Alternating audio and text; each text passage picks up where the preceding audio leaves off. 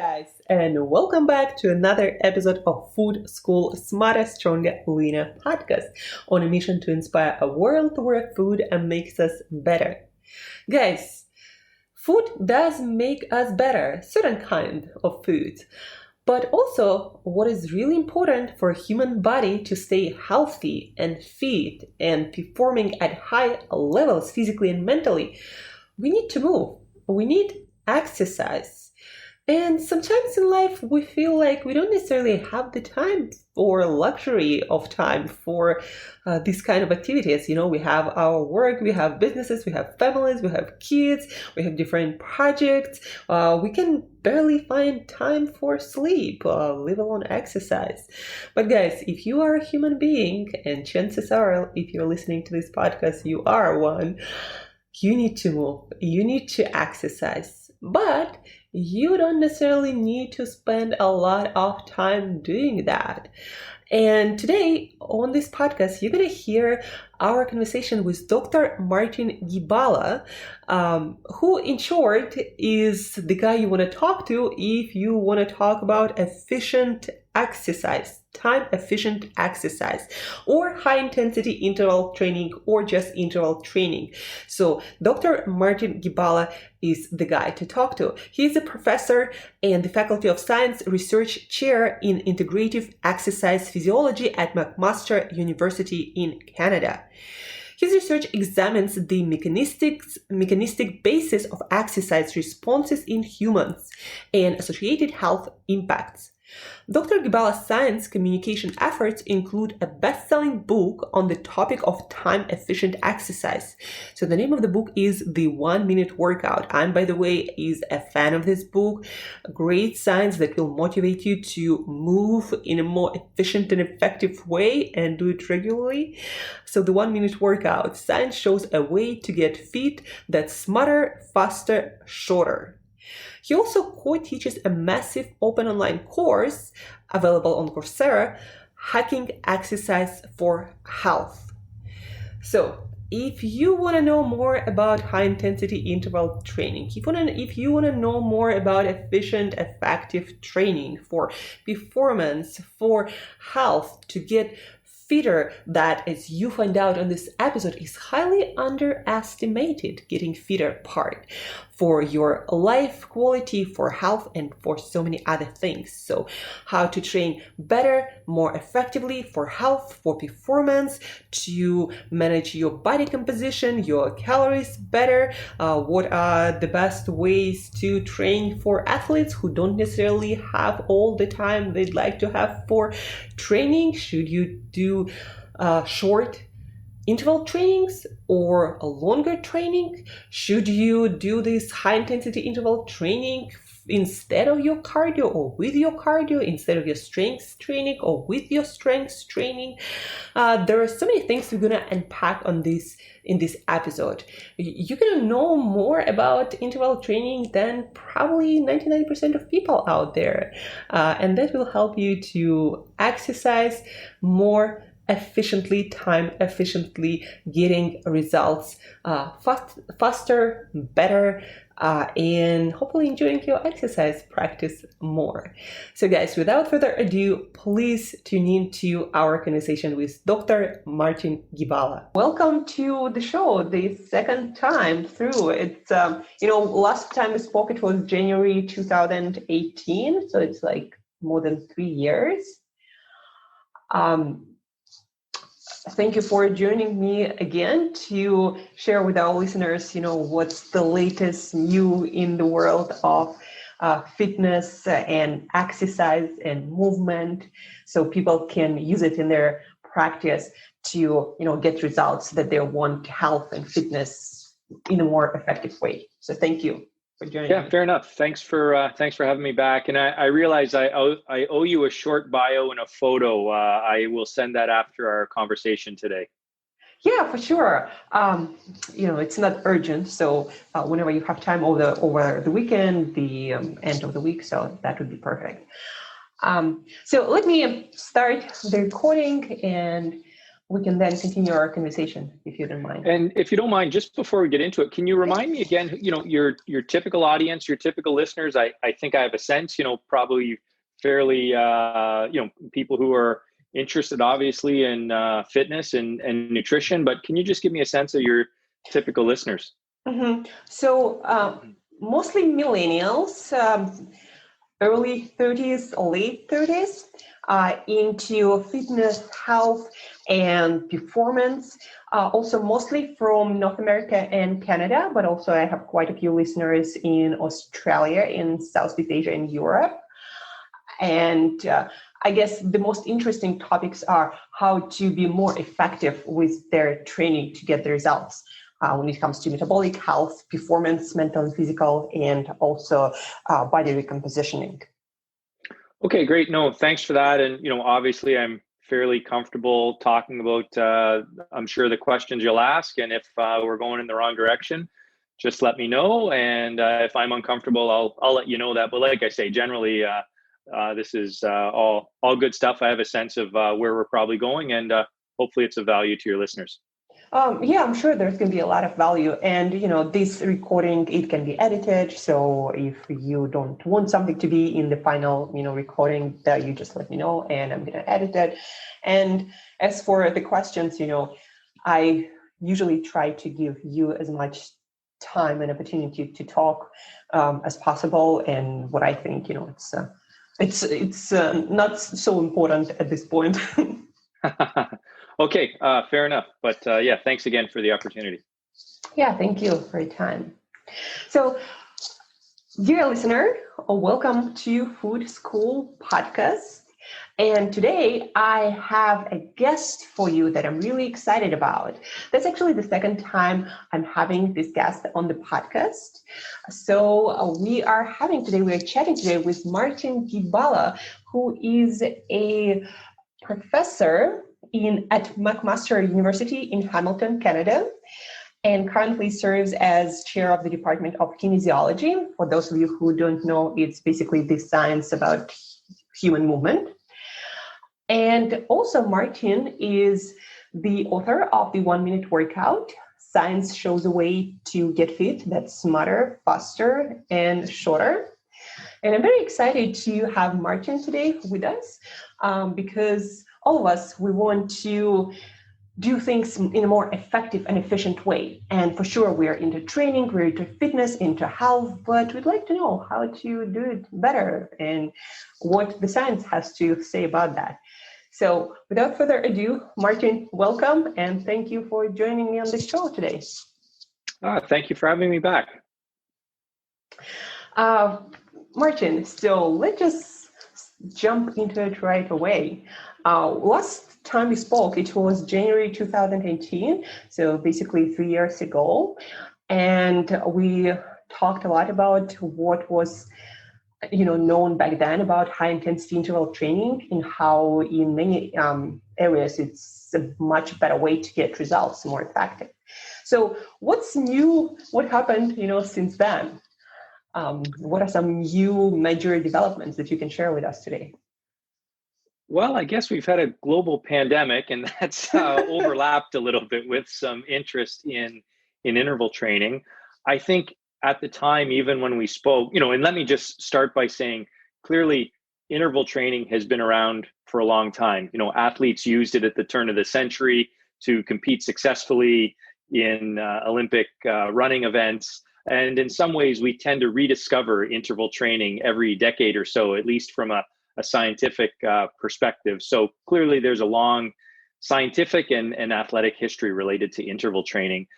But fast forward to a couple of years ago, you mentioned the word efficiency. Certainly, I think there's some efficiency in terms of time. So with interval training, you can potentially get to a place faster or with a less total time commitment in terms of exercise. So whether that's fitness or whether that's potentially some changes in body composition. But I think really what's happened over the last 3 years, there's been a growing interest in taking interval training outside of the laboratory. And so what I mean by that is a lot of scientific studies have been conducted inside a laboratory using either very specialized equipment or at least modalities like cycle ergometers and things like that. And there's been a real interest in taking it out of the lab and looking at things like body weight style training or stair climbing, and these simple practical strategies that people can utilize on their own without the need for specialized equipment. And of course, personal trainers have advocated bodyweight training for a long time, but I think now there's increasing scientific evidence around the benefits of bodyweight style training. Previously, when I traveled, I used to call them hotel room workouts, but now increasingly they're workouts I think that people do in their living rooms or their basements. There's many other aspects that I'm sure we can get into, but I would say that's been one major development.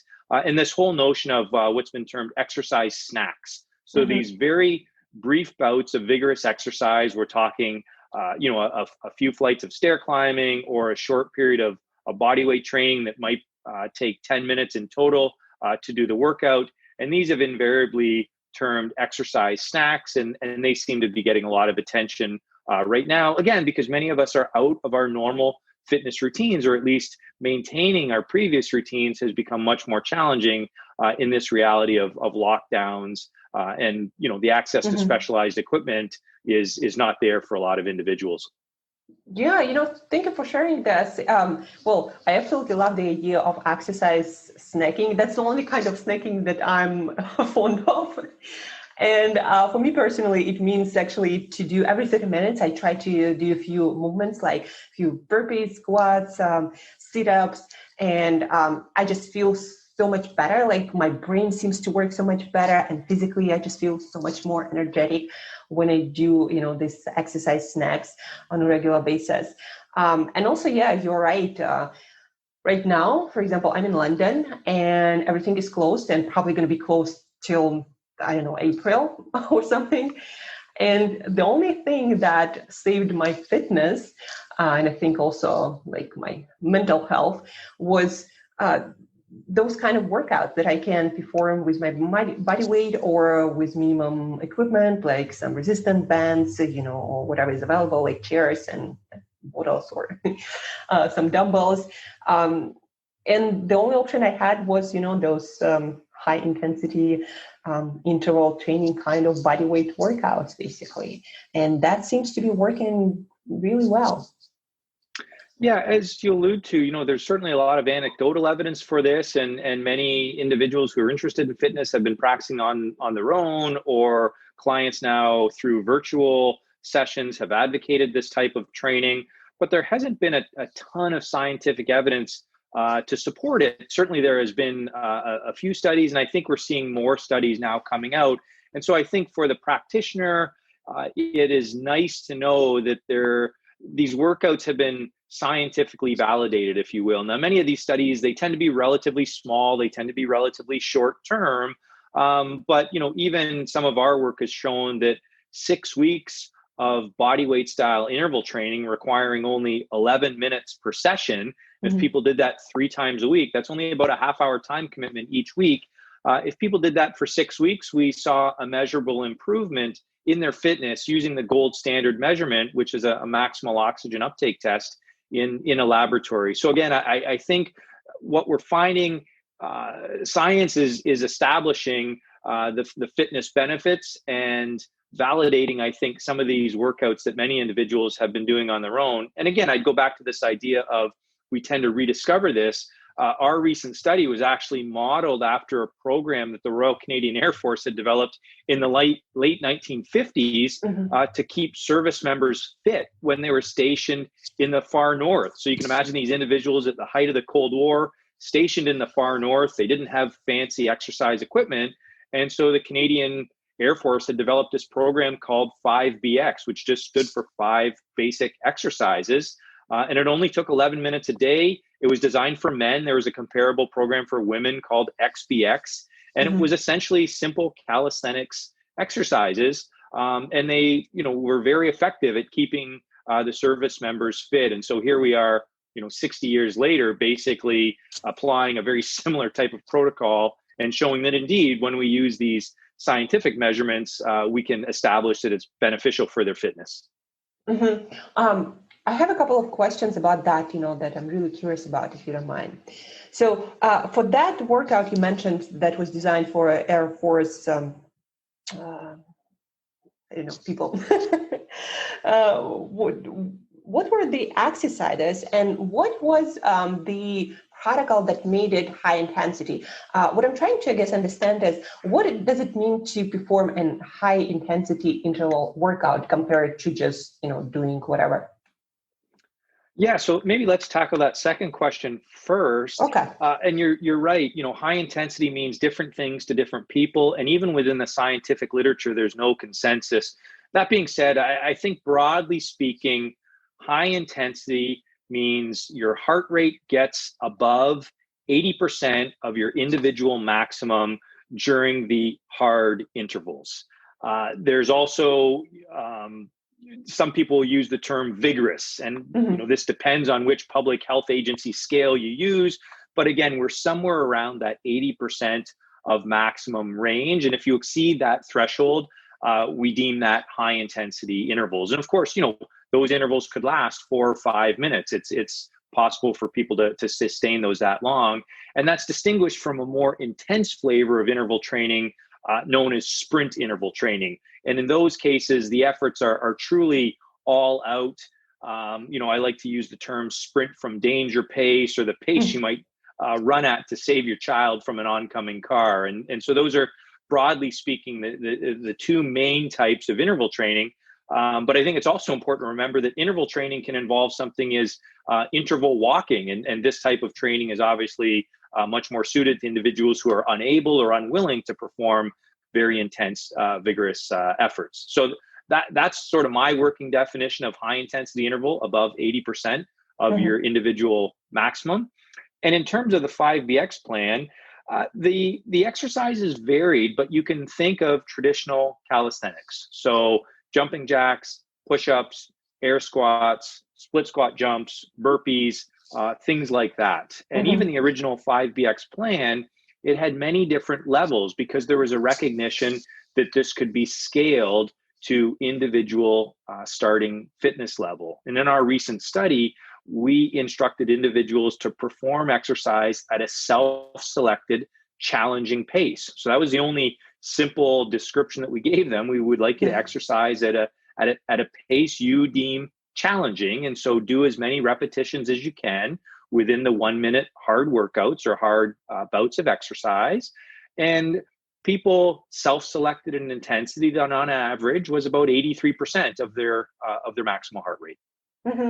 Yeah, I mean, I find it very useful to just go with your own feeling of the intensity, meaning, if there is an exercise of any kind and the way of doing that makes a person able to do that for 4 minutes or so, 3-4 minutes, 5 minutes stops, and then they cannot continue, that's probably the right intensity, right? So, because a lot of people, I find, they think that high intensity interval training, it's supposed to be a certain way, you got to work at a certain speed with certain exercise, with certain repetitions, and if you can't do that, then you can't do high intensity interval training. But, from what I'm hearing, it's all about your own exhaustion, how you are feeling while doing what you're doing. And that's going to be absolutely. No, absolutely. And for some individuals, obviously, they like things to be highly structured and measured. And so they will want to use a heart rate monitor to know exactly what their heart rate is. But that's not necessary or even preferred by other individuals. And so, when we're first talking to an individual about how you might get into interval training, we'll just say to start, just get out of your comfort zone, whatever you're typically used to, even if it's just walking around the block, pick up the pace a little bit. So, you can just feel that your breathing's a little higher. You can feel that your heart rate's up a bit, maybe a little harder to talk to a friend. But again, it all goes back to this idea that interval training can be highly individualized.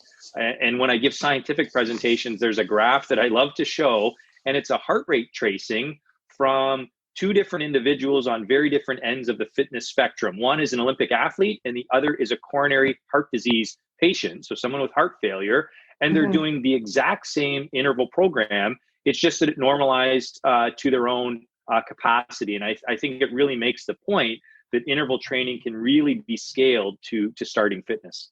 Yeah, to like everyone.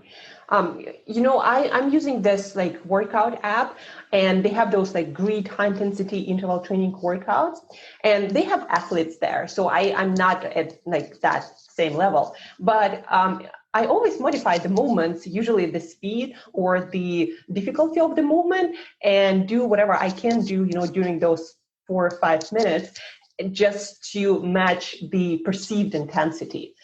So it's hard for me, but I still can do that. And that also, allows me to, for example, bring in some individualization without having to use like some complex equipment. No, absolutely. And, I like to say I'm a proponent of interval training, but I'm not an interval training zealot, because clearly, in some quarters, you see a backlash against interval training. And I think that's partly because people tend to overstate the benefits or suggest that it's a panacea for all. Clearly there's some people that really do not like high intensity or vigorous exercise. So I always like to try and work that in. That being said, I think one of the values of interval training is its near infinite variety. There's only so many ways to jump on a treadmill and jog at a moderate pace for 45 minutes or an hour. But as you just alluded to, with interval training, it's an infinite variety in terms of the length of the intervals, the exact intensity, the nature of recovery periods, active or passive, how long the recovery periods are, and so it's a very versatile style of training, I think. Yeah, I agree with you, definitely. I'm curious about what I'm curious about is what are some of the results that, besides VO2 max, that you can measure, but maybe some body composition kind of results or some other results performance-wise from athletes that you were able to measure or track? Like, did you do any studies like that where you measure very specific measurement, I guess? Yeah, so let me just put in a plug for fitness, because it sometimes tends to get overlooked, and I really like to make the point to individuals that having the epidemiological evidence will suggest that having a fitness that's roughly 10% higher translates into a 13% lower risk of dying from all causes and a 15% lower risk of developing cardiovascular disease. And to put that in perspective, it's similar to the risk reduction of a 5-point drop in blood pressure, or losing 2 inches or about 5 centimeters off your waist. And so I think we all know fitness is important, but I think sometimes we underappreciate just how robust a measurement it is and how important a marker fitness is. But and I'm talking across a number of studies here, not only from our laboratory, but many other laboratories around the world. But generally speaking, interval training, in addition to fitness, it's been associated with improvements in a range of other health markers, most notably insulin sensitivity, which is an important marker for diabetes risk. It basically is a measure of how well your body clears blood sugar, and we know that interval training can be very effective at boosting your insulin sensitivity. In terms of body composition, as I'm sure you appreciate, and many of your listeners, exercise is the minor player there. Clearly, exercise is important for overall fitness and conditioning. It can play a role in supporting weight management and calorie burning, but I think sometimes we tend to overstate the role of exercise. Many personal trainers will talk about the afterburn effect, or this idea of a heightened metabolic rate in recovery from exercise. Clearly, it's real. There's no doubt that it's higher after more intense exercise than lower intensity continuous exercise. We've measured that in our own laboratory, but I think sometimes it tends to be overstated. And I think if you look at the interval training studies, they will show modest reductions in body weight or modest changes in body composition by a few percentage points that can be very similar to a much higher volume of more traditional aerobic exercise. And I guess last point on the performance, we've done some performance studies, but we do not work with truly elite athletes, but there are studies, including a recent one that was looking at the effects of different interval training strategies in truly elite cyclists. We're talking about national caliber athletes here, and it found that actually very short, very hard sprints was better than other types of interval training at improving performance in these athletes. That's not to suggest that, endurance cyclists should only perform by doing some short, hard intervals, but there's definitely evidence that sprint interval training can be effective for performance, including in very high caliber athletes. Yeah, thank you for sharing this information too. Sometimes you hear things like athletes, like people who want to run marathons, athletes specifically, they might be better off by doing, like some sort of high intensity interval training instead of mileage training. But I think there should be a place for both when you're training specifically for longer events, be that cycling or running. What do you think? Yeah, agreed. And, here I turn to other experts or the opinions of other experts. And so these would be scientists who work in the field of applied high level sport. And I think the general consensus is about an 80-20 split. So 80% traditional base mileage, lower intensity exercise, supplemented with 20% high intensity intervals is sort of the optimal prescription to maximize performance in high level athletes. What I would add though is, these are largely professional athletes who their job is training. And so they might have 30, 40 hours a week of training. I think that ratio maybe is a little bit different for what I would call, high level athletes who are also regular people, who are holding down jobs and families and things like that, and are not training 30 or 40 hours a week.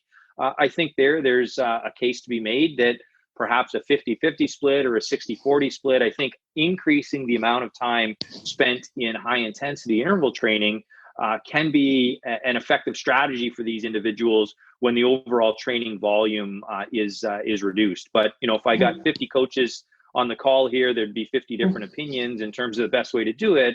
And at the end of the day, elite athletes, they are what we call experiments of one. And so, I think you could make a case for any world record that's out there. Could it be a little bit better if an athlete had trained in this certain way? Yes, of course, which makes it difficult to extrapolate the training regimes of elite athletes to more regular people, but we can certainly take some general guidelines.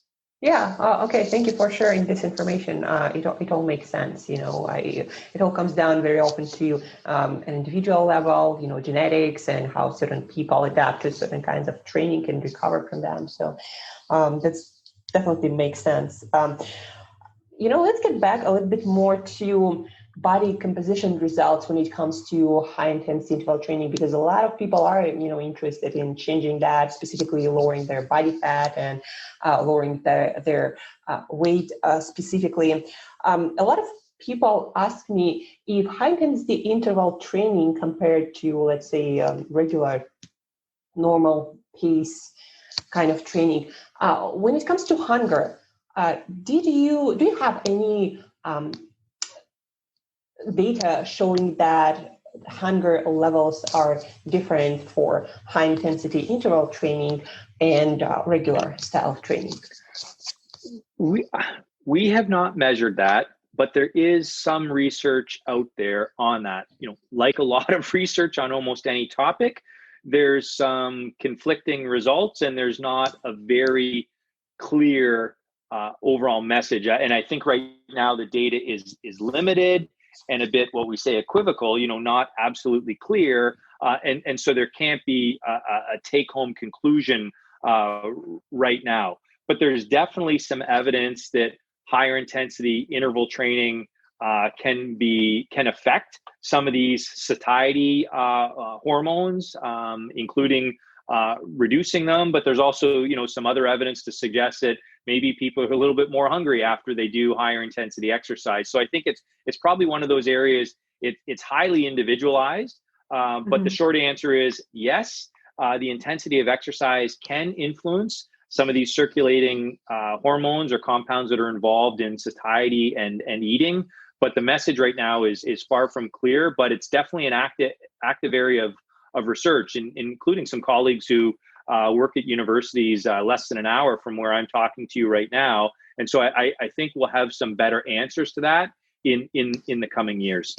Okay, yeah, thank you for sharing this piece of data too. Because the reason I'm talking about hunger is for most people that seems to be that stumbling block that doesn't allow them to get where they want to be when it comes to body weight and body composition. So was really curious about that. And sorry to interrupt. If I could just add to that, like, as a scientist, it's fascinating because ultimately, any of these very practical and applied questions and very good questions that you're asking, as a scientist or even as the individual out there, I think they have to think about, okay, what would the mechanism be, or why might that happen, right? So why would more intense exercise potentially alter these hunger hormones such as ghrelin and things like that, or influence appetite? And there's some very interesting basic science research around the role of lactate. So lactic acid obviously is something that's produced. It's produced in higher amounts when we do very intense exercise. It's an acid. And so there's some very interesting work right now looking at the influence of circulating lactate on some of these appetite suppressing or so-called hunger hormones. So there is, at least you can make a mechanistic argument of what might be going on. But again, I'd come back to this idea, this research, I think, is still relatively early in its infancy, at least in terms of, applied exercise in humans. Yeah, applied, to human hunger. The reason, high intensity interval training and training that is more at a steady pace, they're obviously different, and they engage very often different muscle tissues and also different metabolic pathways. And I'm sure, they're going to affect our hormones and our hunger in a slightly or a lot different way, but we just don't know yet how exactly it all happens. Correct. So just wanted to, I guess, repeat it to listeners in a more basic language so they also could understand it a little bit better, why it might be the case. So let's talk more about practical ways, I guess, for people to maybe introduce high-intensity interval training into their routine if they are very early into that and they want to try it out instead of doing like jogging or running or some sort of aerobics. Like a lot of people think that if they are losing weight right now that they need to be like running or jogging, and there is no other way around that, or do some sort of aerobic training on elliptical machine where you just stand there for like 30-40 minutes every single day. So what are some, other ways that people could exercise using high intensity interval training to get, if not the same results, then close to that results, or maybe even better results with spending less time? Sure. So, let me give you an example from our laboratory. So in one study, we compared a 20-minute interval session versus 50 minutes of more traditional continuous exercise. And we measured energy expenditure, or basically calorie burning, over the subsequent 24-hour period. And what we found was that the total calories burned were quite similar. So it was a striking example, I think, of the time efficiency of interval training in order to stimulate calorie burning. Now, the protocol that we used was something we called a 10 by 1. So 10 1-minute hard efforts with a minute of recovery in between. And I think that sort of 1 minute on, 1 minute off, that if you're going to start, it's not a bad protocol to start off with. Those 1 minute efforts do not need to be all out maximum. And again, you could come back to that self-selected vigorous pace, or maybe a 6 or 7 on a 10-point scale, or if you are measuring your heart rate, around 80% of maximum. So, this is vigorous exercise, but it's not all out. So 10 1-minute vigorous efforts with 1 minute of recovery, that has been shown to be very similar in terms of the calorie burning as compared to 50 minutes of more continuous exercise. That would just be one example. And like I say, this 1 minute on, 1 minute off, it seems to be a type of protocol that is generally well accepted or tolerated by many different individuals. It's been applied to overweight and obese individuals with type 2 diabetes. It's been applied in a cardiac rehabilitation setting. So it's not a bad protocol for someone who's just starting out. And of course, you don't have to do 10 to start either, right? Just maybe do a couple when you're first starting out.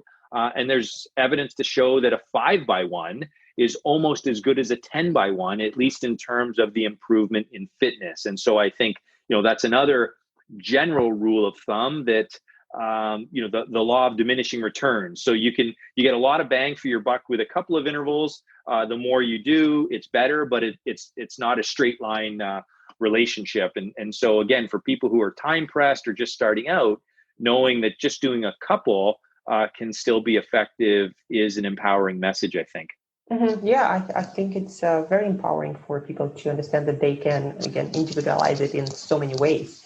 And I also think, with high intensity interval training, at least from my experience, it seems that it's easier to make it more flexible and include different kinds of exercises and workouts. What I like to do sometimes, for example, just do burpees 1 minute on at whatever pace feels, sustainable for me for a certain amount of intervals. So I would do burpees and then I would rest or do body squats and then I would do burpees again for a minute. That seems to work really well and it involves a lot of different muscle groups. So I love this kind of, workouts. But I think, people can do, body weight squats or lunges or a lot of other different exercises involving, I guess, bigger muscle groups. Yeah, absolutely. And, getting back to something we talked to earlier, a number of individuals will think that exercise is this special thing that we do. We carve out an hour in our day. And, until recently, we dressed up in spandex and we had to do it in this special place, a fitness center. And obviously the pandemic has sideswiped all of that. And so it's a reminder to people that it does come back to just being active and getting in these activity bouts, exercise snacks, whatever you call them, through the day, and literally maybe even setting your watch to remind you to get up and do this through the day. And some of the work out there has shown that even spreading these exercise snacks, so 3 of these snacks through the day, so you can imagine maybe 20 seconds of stair climbing in the morning, again at lunch, and again later in the day, even that can have a measurable boost in your fitness. It's not going to be the same as doing the public health guidelines, but even that small amount of exercise can be beneficial. And so as you allude to, the more frequent you do it spread throughout the day, those benefits are going to add up over time, and it's going to reduce the negative effects of just being sedentary throughout the day. I think even for us, those of us who are committed to exercise and are regular exercisers, if you work at a computer all day, you're still sedentary for a lot of the time. And so the evidence would show that even those individuals need to break up their sedentary time, because sort of your half hour or 1 hour of exercise once a day, it's not necessarily compensating for all of that sedentary time during the day. And so building in these movement breaks is very important. Yeah, you actually reminded me of some research done at NASA, and I know about that because I talked to John Vernicus, who is a former director of NASA Life Sciences Department, and so they did a lot of studies how to preserve muscle mass and bone density without gravity, and on Earth they simulated it by not making people not move literally. And so what they found is what counteracted that negative effect of that immobility is frequent movement. So every 30 minutes or so, they would ask people to do simple stuff like stand up, sit down a few times, and get back to basically doing nothing and lying in bed. So since then, I'm kind of practicing the same stuff, just do something every 30 minutes. No, for sure. Some of the work of my colleague, Dr. Stuart Phillips, who's obviously well known in the protein area and strength training and nutrition area, they've shown that even 2 weeks of immobilization you can lose about 20% of your muscle mass. And so this can happen very, very quickly. And so as you allude to, one of the best countermeasures to that is brief exercise of sufficient intensity. And here we're talking, resistance type exercise, which we can achieve through body weight training. So, all of our discussions here are focusing on a central theme. And of course, the strength training and muscle building element is arguably just as important as the fitness side, especially as we age. Yeah, definitely. Muscle is that active tissue that can suck up excess glucose and create all these different metabolites that we are only now discovering that have beneficial effect on our whole body health. And plus, it seems that the more muscle we carry, the better our bone density, and that correlates with the whole, spectrum of health benefits, especially as we age. So definitely, I think, resistance training, incorporating it into our interval training also has additional benefits. I think that's where the body weight training comes in. Again, pre-pandemic, I used to call it it was a nice middle ground type of training, in that, the body weight training obviously is going to help develop strength. And if you keep the recovery periods short, you're going to get that cardiovascular boost as well. It's not going to be the same as completely traditional endurance training, and it's not going to be the same as heavy weight training, but it's going to give you this sort of middle ground benefits in both of those areas. So I think it's a highly practical type of exercise that can be very beneficial, again, certainly through the times that we're living in. Yeah, and another thing that I noticed about that kind of training, like middle ground, at least from my clients, also from myself, that it doesn't make you as exhausted and as hungry, meaning like, I don't feel as tired and that I need to eat because I did all this training, and that in the long run helps to also manage our eating habits better and also our recovery better. That, like, again, a long term usually produces better results when we are not in that state when we feel like we need to rest more and eat more because of our training. Great. Yeah, interesting. Yeah. So what do you think about, by the way, recovery, like for high intensity interval training? Do people need to pay more attention to that, or the same amount of attention, or like it's like, I don't know, the same kind of rest that you usually would get, like just sleep enough? And yeah, like everything, it depends, I think, on the individual, and it certainly depends on the type of interval training. And so if we're talking about, high force movements that involved a lot of eccentric loading, which, body weight training could be, or think of things like, box jumps or that sort of thing. There's a lot of eccentric movement there. And we know that it's eccentric movement that causes the most muscle soreness, causes the most skeletal muscle damage. That's going to be quite different from a bout of very intensive cycling or elliptical even, which, can be done in a very intense manner, but we don't have the same eccentric or loaded movement. So it definitely depends on the type of interval training that you're talking about. Generally speaking, though, I think higher intensity exercise can take a little bit more recovery, certainly when people are first starting out. When people are first introduced to interval training, more vigorous exercise, they tend to be more tired afterwards. And that's, there's a metabolic origin to that. You deplete your muscle glycogen more. So that can be associated with more muscle fatigue.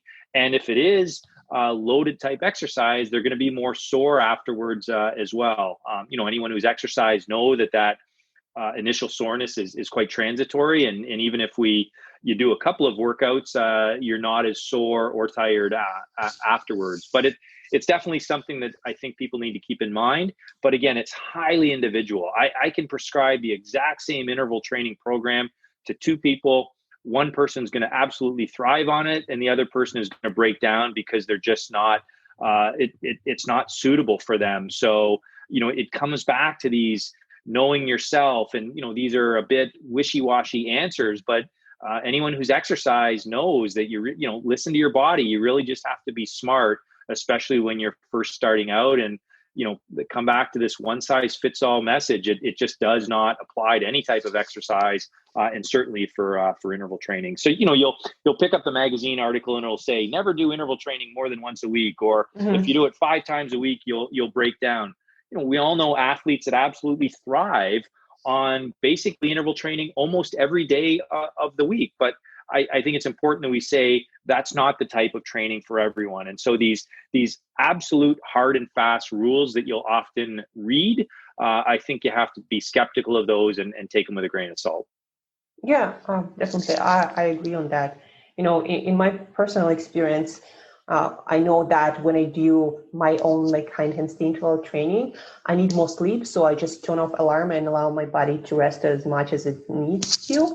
And when I do things like yoga, my sleep time usually is shorter, 1 hour shorter or so.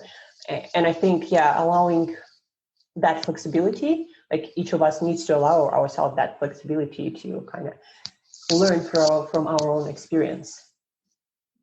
Yeah, and I guess the last point would be, of course, vary it up. And we're going back to, again, training fundamentals, things like periodization, where if you go through a period of hard interval training for 3 or 4 weeks, then take a couple of weeks where you're taking it easier. And again, this idea of just varying up your training is that I think that's just an absolutely excellent strategy for anyone. Now, of course, if you absolutely just like one type of exercise, you want to do that all the time, that's better than not doing anything at all. So again, it does come back a little bit to what works for you.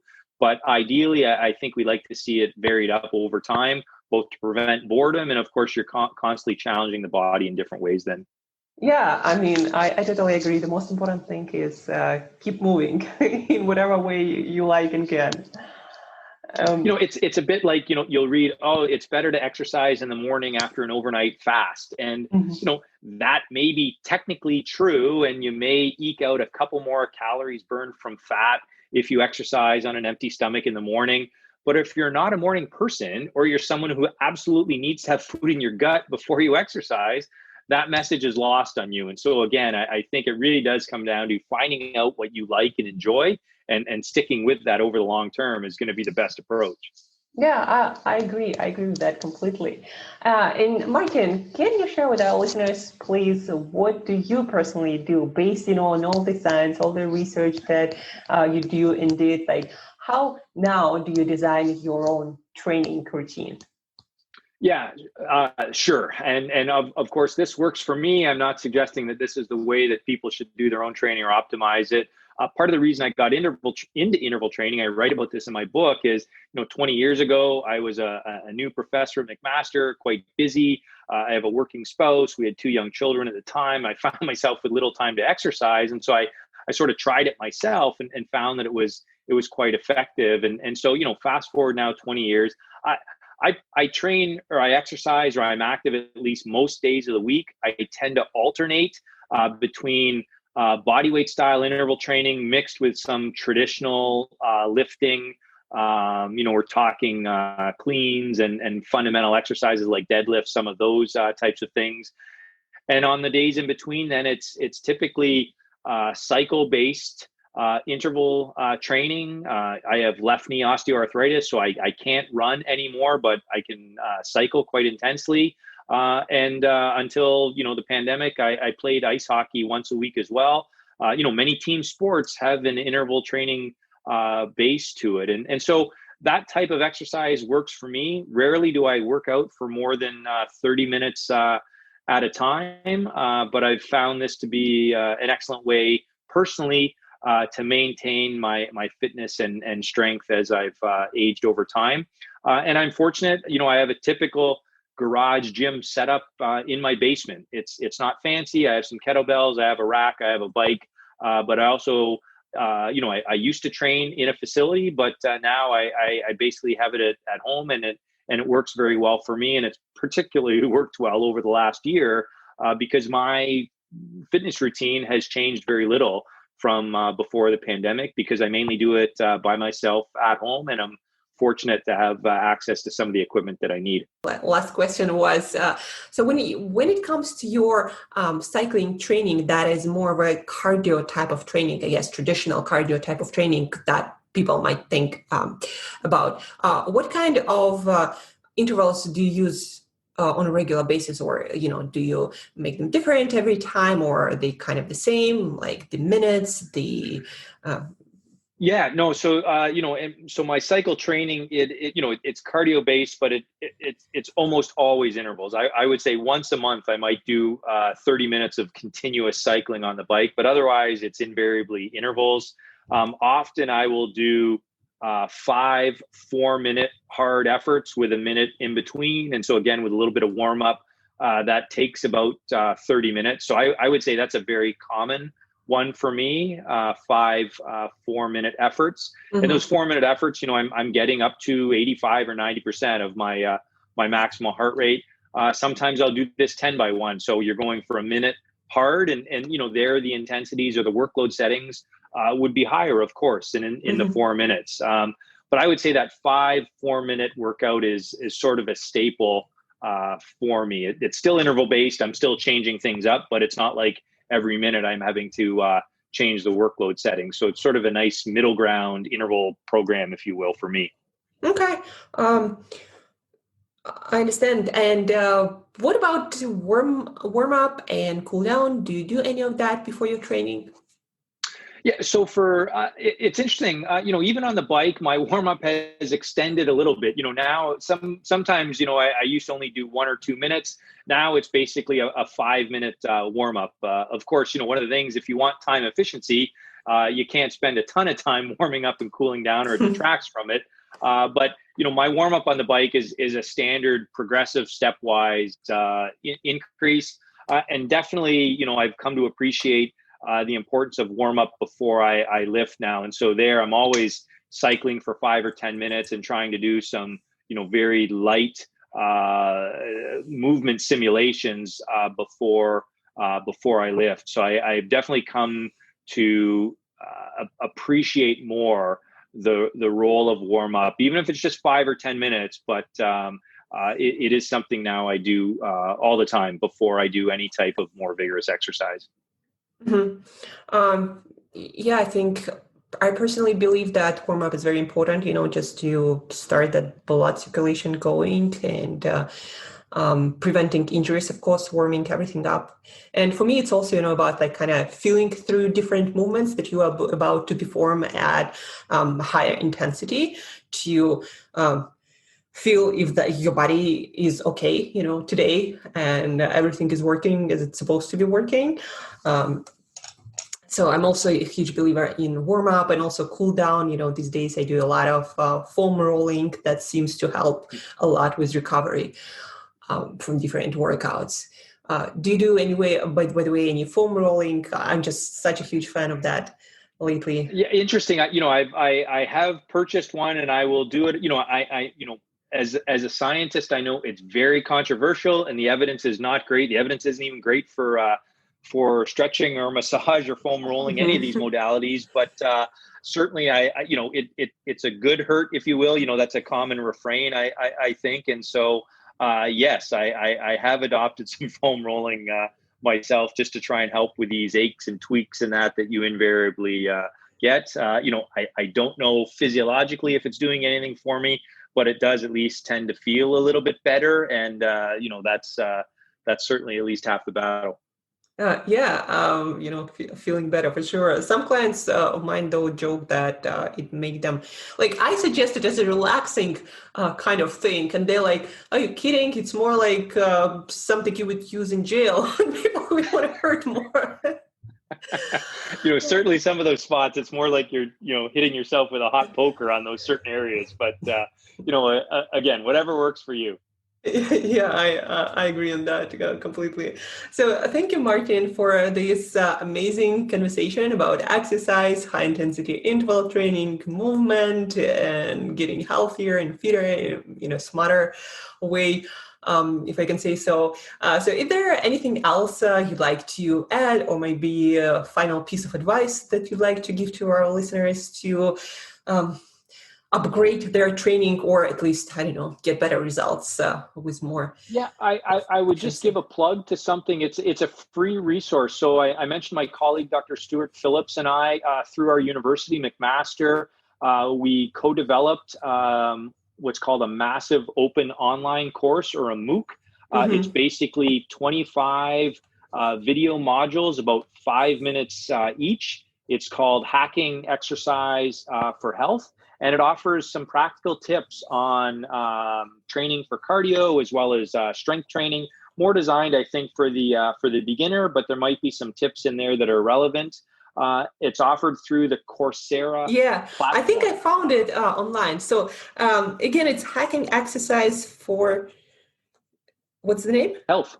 For health. Hacking Exercise for Health. Yeah, it actually came up in my Google search when I was doing some searching for links, about the university and new work. So yeah, I'm definitely going to link that in the show notes. Is there anything else you'd like people to go? Maybe check out some more information, connect with you. The best places where people can learn more about your work and what kind of research you might be up to. Yeah, of course. I'm not a huge presence on social media, but I do have a Twitter. So you could follow me at Gibala M or martingibala.com. You could find information on the book or the course or some other podcasts, some of our media stuff, as well as anything related to our scientific publications is all there. So those would be I think the two best ways to touch base or reach out. Okay, great. Thank you. I'm gonna make sure that everything is linked in the show notes so people can find it without, any more time or trouble. And thank you again for joining me on this podcast and sharing all this information and your personal practice in a way that is, I think, simple and people can start using it right away for their benefits. So thank you, Martin, for your time. Yeah, thank you again, Angela, for your interest, and great to be back on your show. Just wish your listeners the best. Stay well and be safe. Thank you very much. We all really appreciate it. Thank you.